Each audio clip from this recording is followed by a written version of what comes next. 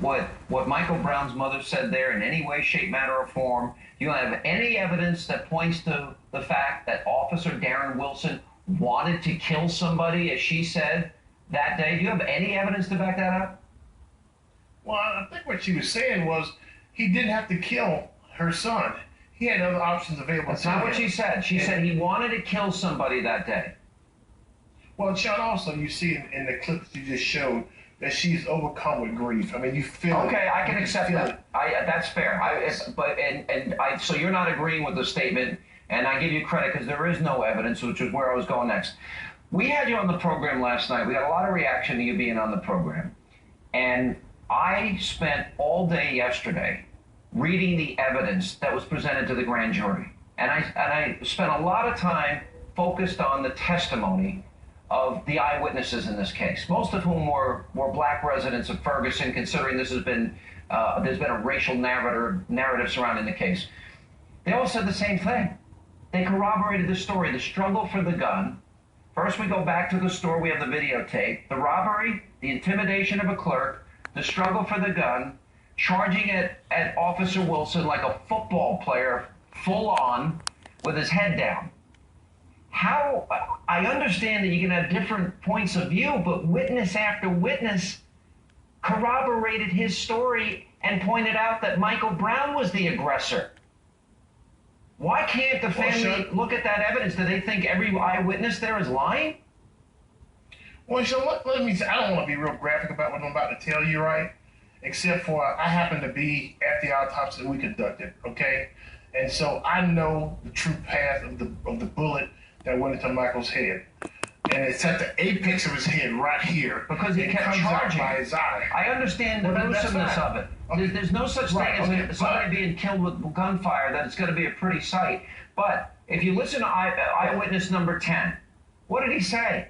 That Officer Wilson would stop shooting and that Michael Brown kept charging. He'd stop and he kept charging. So I go back to my question to you yesterday. What kind of person robs a store, intimidates a clerk, tries to steal a cop's gun, charges like a football player with his head down and won't stop? Why did he act that way? Listen, obviously, going back to what I was just telling you, the officer had to shoot his gun down like this to shoot him in the head. Given the fact that his head is down, this officer had a chance not to use deadly force, given the fact of the position of his head. That's what the true evidence in this case shows, Sean. No, it doesn't show that. And nor did the grand jury see it that way. All right, let me ask one more important question. I saw the bullet pad, Sean.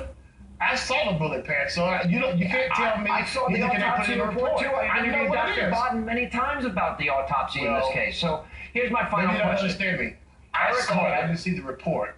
Okay, Eric Holder has said that he's going to continue to pursue civil rights charges. Now, the legal standard for a grand jury is probable cause. If he was indicted, it would be beyond a reasonable doubt. To get a civil rights charge, you have to prove that Darren Wilson intentionally wanted to violate the civil rights of Michael Brown. Based on all of the eyewitness testimony, you can't possibly get there. So don't you think that this is a waste of the nation's time and it's more of an instance where we're creating false hope for people that want to agitate and have agendas here?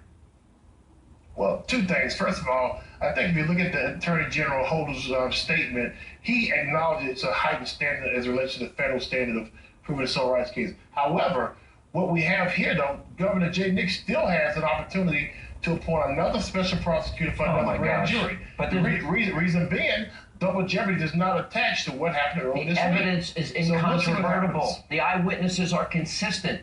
You will never get a guilty verdict in a court of law. It's impossible. The evidence is so overwhelming. Well, it depends on the jury. It always depends on the jury. I got you. Good to see you, Daryl. Appreciate it. Coming up.